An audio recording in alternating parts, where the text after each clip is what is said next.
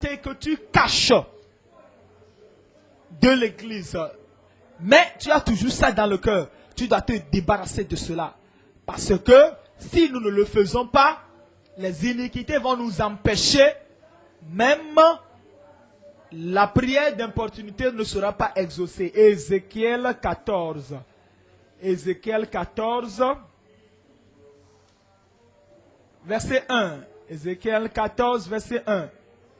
Quelques-uns des anciens d'Israël vinrent auprès de moi et s'assirent devant moi. Et la parole de l'Éternel me fut adressée en ces mots. Fils de l'homme, ces gens-là portent leurs idoles dans leur cœur. Et ils attachent les regards sur ce qui les a fait tomber dans l'iniquité. Si l'iniquité, si j'avais conçu l'iniquité dans mon cœur, l'Éternel ne m'aurait pas exaucé. Vous voyez ces gens-là, ils ont des idoles dans leur cœur. Peut-être qu'ils ne portent pas ça au cou. Peut-être qu'ils ne portent pas ça sur la tête. Peut-être qu'ils ne portent pas ça sur leur corps. Mais ils ont ça dans le cœur. Leur idole se trouve dans le cœur qui les a fait tomber dans l'iniquité. Me laisserai-je consulter par eux? Est-ce qu'ils vont prier? Est-ce qu'ils peuvent avoir une attente que leur prière sera exaucée lorsque eux-mêmes ils ont une pierre d'achoppement d'iniquité dans leur cœur? C'est pourquoi parle-leur et dis-leur. Ainsi parle le Seigneur, l'Éternel. Tout homme de la maison d'Israël qui porte ses idoles dans son cœur et qui attache les regards sur ce qu'il a fait tomber dans son iniquité. S'il vient s'adresser au prophète, moi l'Éternel, je lui répondrai malgré la multitude de ses idolles, afin de saisir dans leur propre cœur ceux de la maison d'Israël qui se sont éloignés de moi avec toutes leurs idoles. C'est pourquoi, dit à la maison d'Israël, ainsi parle le Seigneur, l'Éternel, revenez et détournez-vous de vos idoles, détournez les regards de toutes vos abominations. C'est ainsi que nous allons être prêts pour faire une prière d'importunité. Ézéchiel chapitre 18. Ézéchiel chapitre 18. Je lis le verset 30. Ézéchiel 18, verset 30. C'est pourquoi je vous jugerai chacun selon ses voies. Maison d'Israël, dit le Seigneur l'Éternel, revenez, détournez-vous de toutes vos transgressions, afin que l'iniquité ne cause pas votre ruine. Vous voyez le mot encore, l'iniquité. Si j'avais conçu l'iniquité dans mon cœur, l'Éternel ne m'aurait pas exaucé. Afin que l'iniquité ne cause pas votre ruine, il faut mettre de côté. Rejetez loin de vous toutes les transgressions, tout, par lesquelles vous avez péché. Faites-vous un cœur nouveau et un esprit nouveau. Pourquoi mourriez-vous, maison d'Israël? Car je ne désire pas la mort de celui qui meurt, dit le Seigneur l'Éternel. Convertissez-vous donc et vivez. C'est ainsi que nous allons être prêts pour que nous puissions prier, faire une prière d'importunité qui est efficace, puissante. 2 Timothée chapitre 2. 2 Timothée chapitre 2, verset 19. 2 Timothée 2, verset 19. Néanmoins, le solide fondement de Dieu reste debout avec ces paroles qui lui servent de sceau. Le Seigneur connaît ceux qui lui appartiennent. Et quiconque prononce le nom du Seigneur, c'est ça. Comme cela, nous pouvons aller à la prière. Nous mentionnons le nom de Jésus. Lorsque vous priez avec importunité, vous mentionnez encore le nom de Jésus. Et il dit, quiconque prononce le nom du Seigneur, qu'il s'éloigne de l'iniquité. Pourquoi? Parce que lorsque tu conçois l'iniquité dans ton cœur, l'Éternel ne va pas t'exaucer. Et si tu dois être prêt pour faire une prière d'importunité qui est efficace, l'iniquité doit partir. Cela va partir. Et il n'y aura pas d'iota. Il n'y aura pas d'iota de péché. Il n'y aura pas le moindre péché qui va apparaître dans ta vie au nom de Jésus. Le Seigneur connaît ceux qui lui appartiennent. Que celui qui prononce, quiconque prononce le nom du Seigneur, qui s'éloigne de l'iniquité. Verset 21.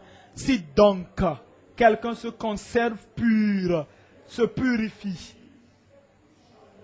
En s'abstenant de ces choses, il sera un vase d'honneur, sanctifié, purifié, rendu saint, sanctifié, un vase sanctifié. Ils sont là les gens qui sont utiles, qui sont prêts à faire une prière d'importunité. Ils font une prière prédominante parce que quoi, ils se sont débarrassés de ce péché intérieur, extérieur, public, privé, les péchés occasionnels, les péchés préparés. Si quelqu'un se conserve pur, il sera un vase d'honneur, sanctifié, utile à son maître, propre à toute bonne œuvre. Fut les passions de la jeunesse, fut la fornication, fut l'adultère, fut l'immoralité, fut les passions de la jeunesse et recherche la justice, la foi, la charité, la paix avec ceux qui invoquent le Seigneur d'un cœur comment? De quel cœur? D'un cœur pur. C'est ainsi que nous allons être prêts pour avoir une prière d'importunité. Quelle est la récompense? Point numéro 3. La récompense d'une prière d'importunité. Point. Nous revoyons dans le psaume. Prier, demander, exiger, faire des requêtes. Plusieurs fois. La récompense d'une prière d'importunité qui ne change pas. Psaume 2, verset 8. Psaume 2, verset 8. Demande-moi, continue pas à me demander. Tu as déjà demandé, mais continue pas à demander. Tu avais exigé, continue par exiger. Continue par faire la requête. Continue par crier à l'Éternel plusieurs fois, encore et encore. Donne-moi, demande-moi et je te donnerai les nations pour héritage. Les extrémités de la terre pour possession.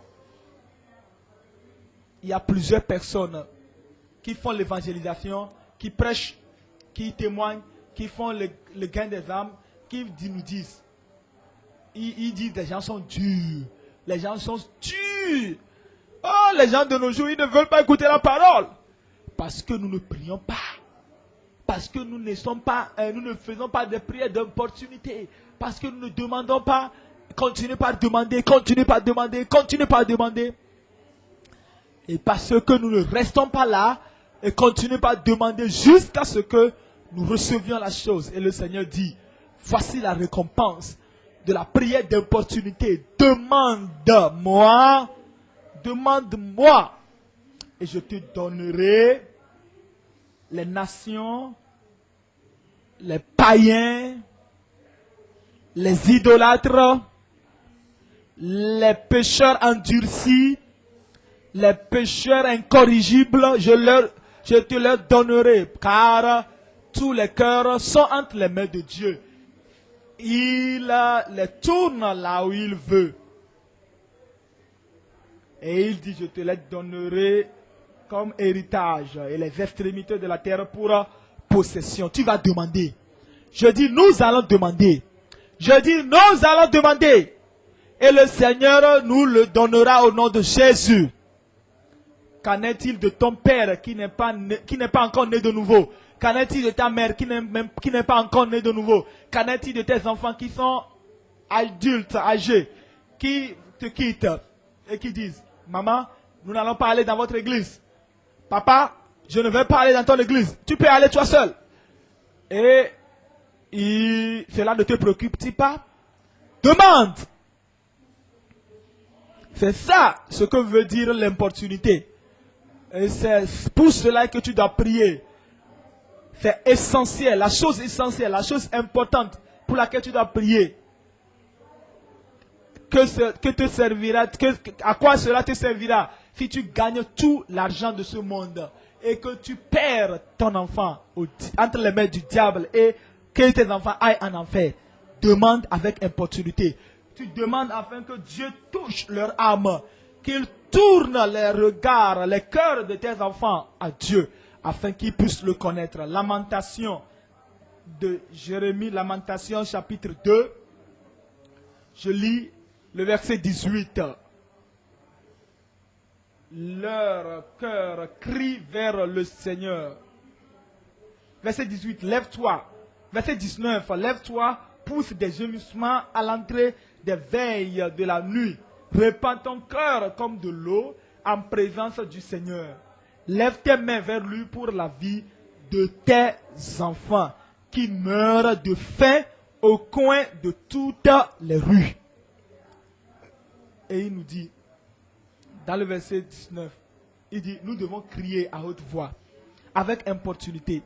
Nous demandons pour que ces enfants reviennent. Je prie que nos enfants ne se perdent pas.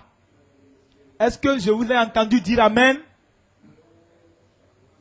Joël chapitre 2, Joël chapitre 2, Joël chapitre 2, le verset 12. Maintenant encore, dit l'Éternel, revenez à moi de tout votre cœur, avec des jeûnes, avec des pleurs et des lamentations. Déchirez vos cœurs et non vos vêtements, et revenez à l'Éternel votre Dieu, car il est compatissant et miséricordieux, lent à la colère et riche en bonté. Et il se répand des mots qu'il envoie. Ça, c'est l'appel de Dieu pour une prière d'importunité pour l'Église. Il nous parle numéro 1 de la repentance du cœur.